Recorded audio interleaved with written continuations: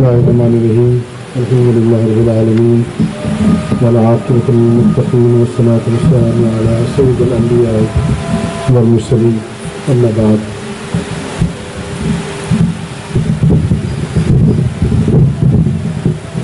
वक्त का दामन बहुत तंग है,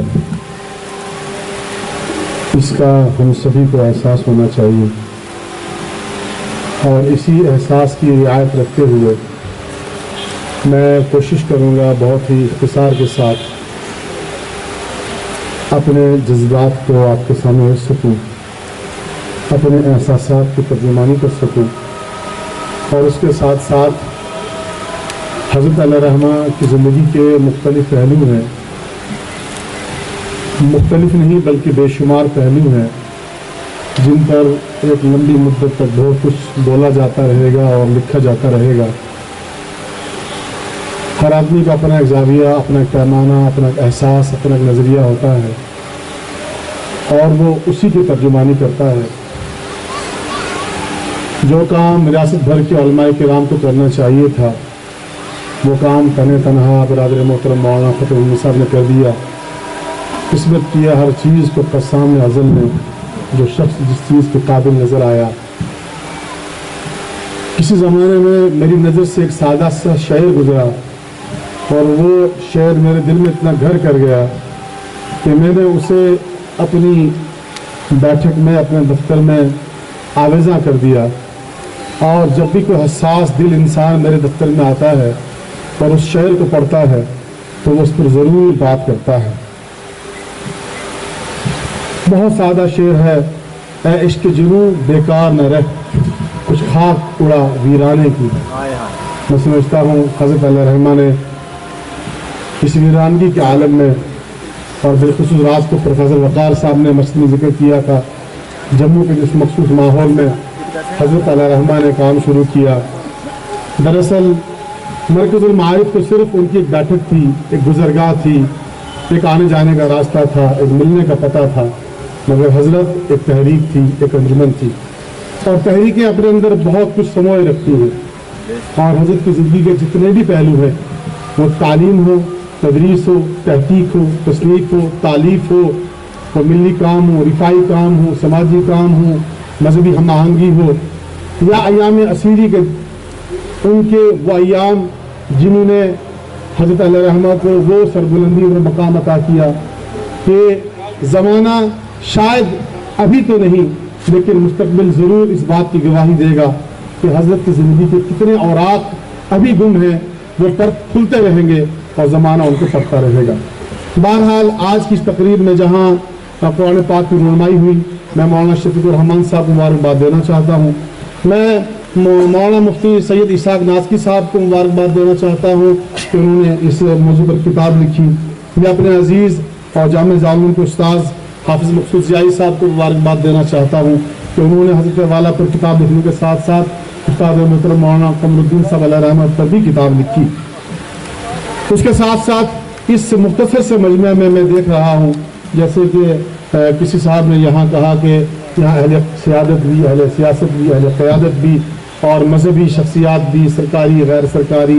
और उलमा, सुलहा उलमा और नौजवान उलमा। मौलाना फ़तेह उल्लाह साहब आपने जिस मेहनत के साथ, जिस जाफशानी के साथ इस तकरीब को मुनक़्क़िद करने में हुस्न इंतज़ाम का मुज़ाहरा किया है, आप उसके लिए मुबारकबाद के मुस्तहिक़ हैं। और बिलख़ुसूस आज की इस मजलिस में हम सब के मक़सद मुकर्रम हज़रत मौलाना पीर सलाहुद्दीन सैफ़ी साहब दाम बरकातहू का यहाँ पहुँचना ये बहुत बड़ी सनद है। करना से, कपवाड़ा से, बम्बई से उलमा किराम का यहाँ पहुँचना ये बहुत बड़ी जामियत है। और चूँकि हज़रत वाला की शख्सियत एक जामे सिफ़ात शख्सियत थी और जिस तरह के यहाँ पर लोगों ने तजवीज़ भी रखी कि मुस्तक़बिल में भी, जैसे जहांगीर मीर साहब ने फरमाया कि मुस्तक़बिल में भी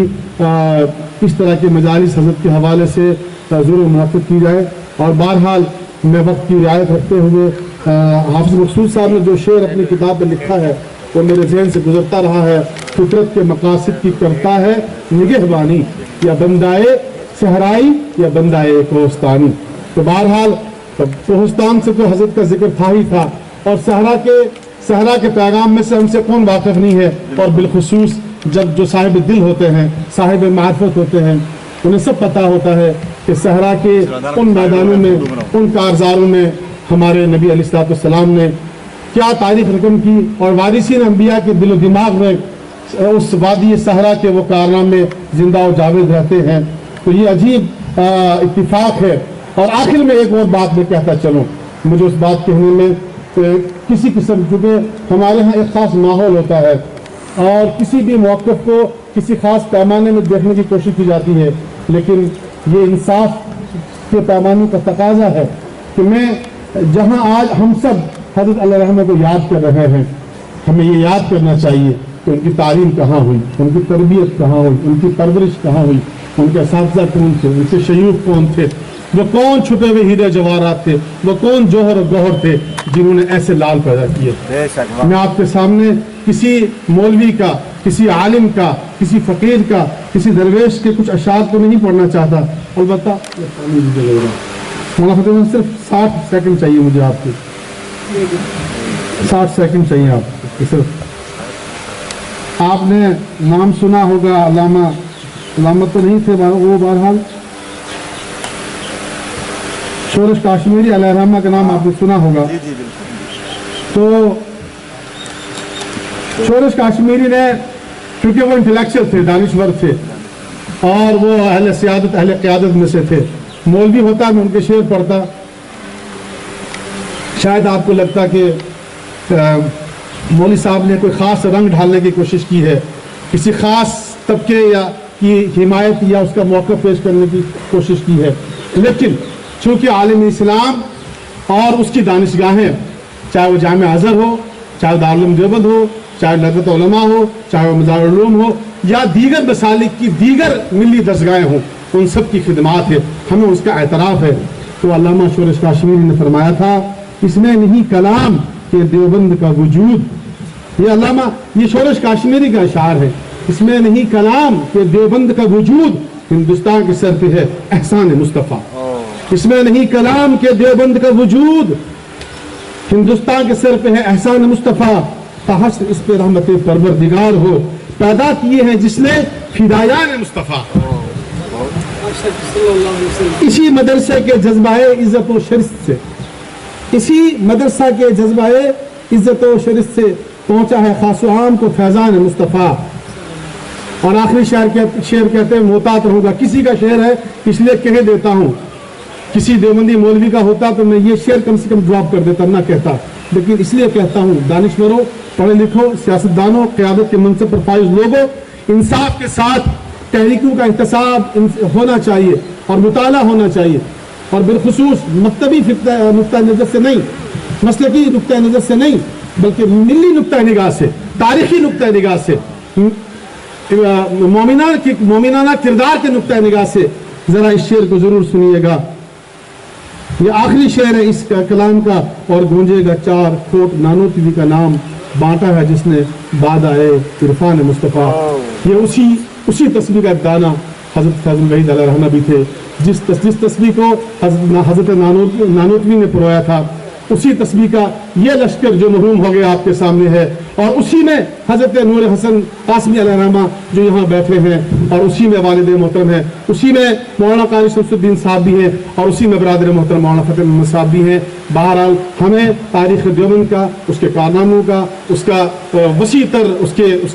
کے تاریخی پس منظر کا مطالعہ کرنا چاہیے، اور عصبیت کے رنگ سے اوپر اٹھ کر ہمیں یہ فیصلہ کرنا چاہیے کہ ہماری ملی تعمیری کردار میں جن تحریکات کا کردار ہے، جن شخصیات کا کردار ہے، ہمیں انصاف کے ساتھ ان کو تاریخ میں جگہ دینی چاہیے، اس لیے کہ جو قومیں تاریخ کے ساتھ انصاف نہیں کرتی، تاریخ انہیں مٹا دیتی ہے، تاریخ کا کچھ نہیں بگڑتا، تاریخ ہمیشہ برحق رہی ہے، مسلم رہی ہے، قائم رہی ہے، لیکن جو تاریخ کے ساتھ ناانصافی کرے گا، تاریخ اسے موڑ توڑ دے گی۔ شکریہ، السلام علیکم۔